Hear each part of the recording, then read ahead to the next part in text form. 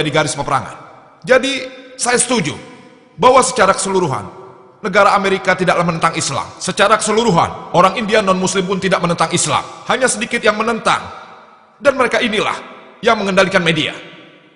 Seperti yang disebutkan dalam majalah Times. Majalah Times yang terkenal di seluruh dunia. Sebuah artikel di majalah ini, pada sebuah edisi tertanggal 16 April 1979, dikatakan bahwa lebih dari 60.000 buku yang menulis menentang Islam selama kurun waktu 150 tahun. Lebih dari 60.000 buku menentang Islam selama kurun waktu 150 tahun. Dan jika kita hitung berdasarkan artikel majalah Times ini, bahwa lebih dari satu buku yang menentang Islam yang ditulis setiap harinya. Dan medianya, saya salahkan media dan para politikusnya. Menurut saya, akar dari masalah kita di dunia ini adalah media dan para politikus itu sendiri. Maaf jika saya menyakiti perasaan orang, bukan itu maksud saya. Tapi ini pendapat saya. Tugas jurnalis media untuk menganalisa. Tapi banyak juga para jurnalis yang jujur dan bicara yang sebenarnya. Masih banyak yang demikian. Bukan berarti semuanya. Saya yakin sekali tidak semuanya. Hanya masih banyak yang demikian.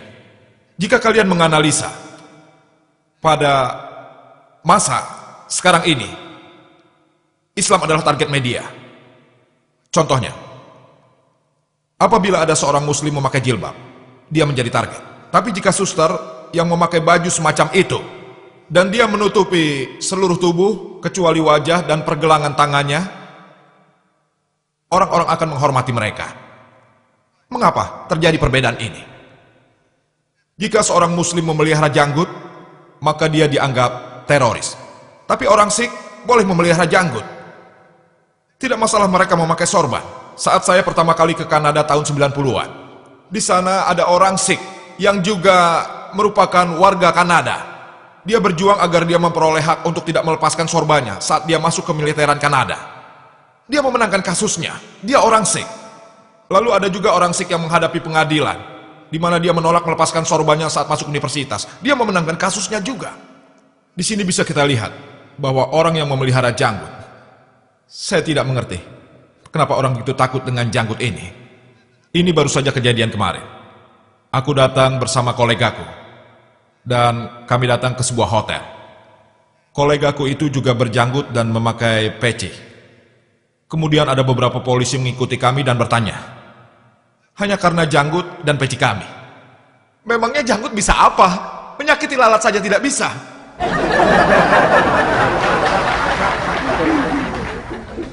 Memangnya peci ini bisa apa? Apakah bisa menyembunyikan senjata di dalam peci? Jika seseorang membawa sesuatu, kita tentu bisa melihat apa yang dibawanya. Tapi janggut ini, menyakiti lalat saja tidak bisa. Jika kita analisa, banyak orang dari berbagai agama, mereka juga punya janggut. Pengikut Yesus Kristus misalnya, dan juga para rasul Islam.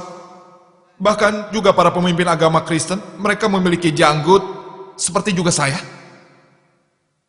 Semua anggota keagamaan, hampir semuanya, tapi tidak semua. Jika kalian analisa di tiap agama, kalian akan bisa lihat mereka punya janggut. Lalu apa masalahnya? Tidak ada masalah sama sekali. Jadi semua ini kesalahan media. Salah media karena target ini dipilih. Karena inilah kalian bisa melihat ada salah persepsi di masa sekarang ini mengenai Islam. Tapi orang Muslim juga salah. Karena kita tidak benar-benar menyampaikan kebenaran kepada mereka. Kita tidak melaksanakan tugas. Kita lihat beberapa ayat Al-Quran dilaksanakan tidak dalam konteksnya. Dan salah satu ayat terkenal dalam Al-Quran bisa diterjemahkan sebagai Al-Quran berkata, jika kau lihat non-Muslim, bunuh dia. Salah satu kritikus terkenal dari India, Anda tahu Arun Shuri? Dia menulis buku yang berjudul World of Fatwa dan juga Course Al-Quran. Di surat At-Taubah, bab 9, pada ayat 5, Al-Quran berkata, apabila kau menemukan orang kafir, dalam kurung Hindu, apabila kau menemukan orang kafir, dalam kurung Hindu, bunuh dia. Kepunglah dia di tempat pengintaian. Pikirkanlah apabila seorang Hindu biasa membaca ini. Al-Quran berkata, apabila kau menemukan orang Hindu, bunuh dia. Ini akan menimbulkan reaksi. Dia akan menentang Islam. Masalahnya adalah ada beberapa orang dengan ide mereka sendiri, karena pikiran mereka sendiri menulis buku Word of Fatwa, dan dia mengutip ayat yang sama di surat At-Taubah, bab 9 ayat 5 sebagai referensi. Setelah ayat 5, dia langsung lompat ke ayat 7. Orang pintar manapun tahu sebabnya. Apa? Karena ayat 6 yang memegang kuncinya, yang menjawab tuduhan tadi. Jika kita membaca surat At-Taubah bab 9, dua ayat yang pertama menceritakan hubungan antara orang muslim dan orang musyrikin. Tapi hubungan ini diputuskan oleh orang-orang musyrikin di Mekah waktu itu. Karena itulah Allah dalam ayat 5 berfirman, di dalam medan perang, apabila kau menemui musuhmu, kafir berarti musuh yang tidak beriman. Apabila kau menemui musuhmu, bunuhlah dia. Dalam medan perang, jika seseorang menarik ini di luar konteks, ini akan terdengar sangat sinting. Pikirkan saat terjadi perang antara Amerika dan Vietnam. Jika jenderal militer Amerika berkata pada pasukannya di medan perang waktu itu, pasukanku, jangan takut, temukan orang Vietnam dan bunuhlah. Ini untuk meningkatkan semangat kan? Tapi hari ini, jika ada orang Amerika yang berkata temukan orang Vietnam dan bunuh mereka, ini akan terdengar seperti orang yang sadis. Ini di luar konteks. Tapi jika tugas jenderal militer untuk meningkatkan semangat yang akan dilakukan pada pasukannya, akan sama dengan yang difirmankan Allah dalam Al-Quran kepada orang beriman. Apabila musuh datang, ya bunuh mereka.